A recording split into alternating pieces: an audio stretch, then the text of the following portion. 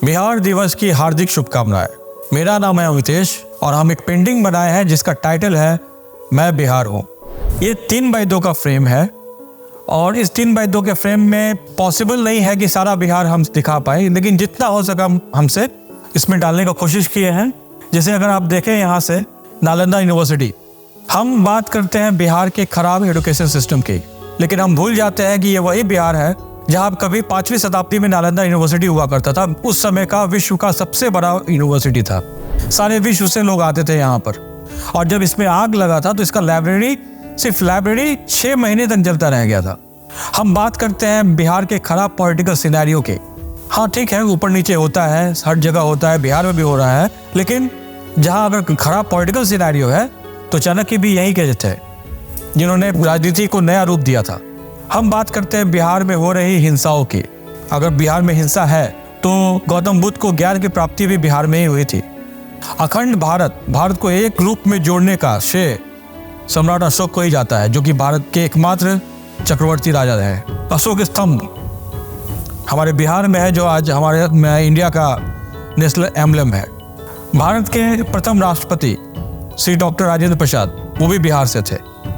अनगिनत नाम है, कितना नाम हम बताएंगे आपको, लेकिन लोगों को जानना जरूरी है।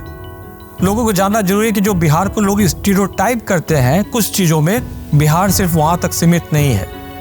काफ़ी कुछ है जो बिहार में है आपको जानने के लिए। और we should be proud of our rich culture. बहुत सारा चीज़ है, जैसे मनोज बाजपेयी जैसे कलाकार जो अपने एक्टिंग से कमाल कर रहे हैं बॉलीवुड में। काफ़ी कुछ, शारदा सिन्हा जिनकी आवाज़ की बिना छठ पूजा अधूरा है। तो क्या हम उनके लिए गर्व महसूस नहीं करना चाहिए? वो इम्पोर्टेंट है। आप अगर अश्लील भोजपुरी गानों को जानते हैं तो आपको भोजपुरी के महान कवि भिखारी ठाकुर को भी जानना होगा।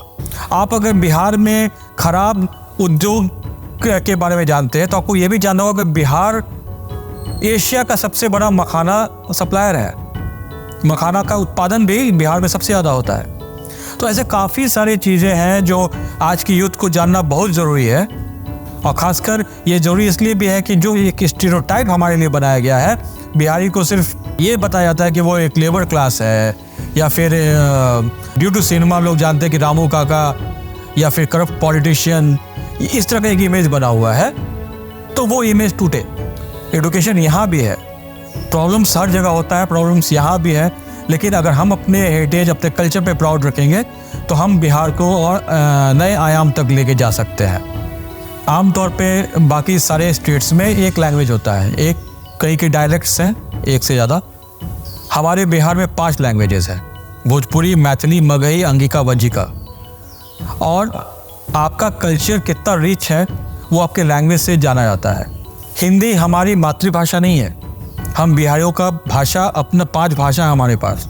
तो उस हिंदी में अगर जाहिर है कि एक्सेंट आएगा ही। अगर आप भोजपुरी स्पीकिंग है तो आपके लैंग्वेज में, बिहारी में, आपके हिंदी में एक्सेंट आएगा, लेकिन जब वो एक्सेंट आता है तो हम मजाक के पात्र बन जाते हैं।